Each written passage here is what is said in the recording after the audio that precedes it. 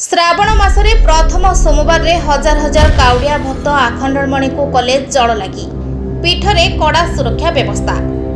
श्रावण मासरे प्रथम सोमवार रे बाबा आखंडमणि को जल लगी करबा पई पीठरे पहुंचले हजार हजार काउडिया भक्त मानक समागम होईछि। एथिलागि काउडिया भक्तों भिड़ को दृष्टि रखी जिला प्रशासन और मंदिर प्रशासन पक्षर व्यापक व्यवस्था कर पीठरे विशेषकर बैतरणी और सालंदी नदी पारी होई आसुवा तीन नदी घाट को जगी रही ओड्रा टीम और अग्निशम बाहिनी। अन्यपटे रीतिनीति अनुजाई मंदिर में समस्त नीतिकांति चलता बेले काउडिया जल लगी स्वतंत्र श्रावणी महादेव मंदिर में सुव्यवस्था देखा मिली।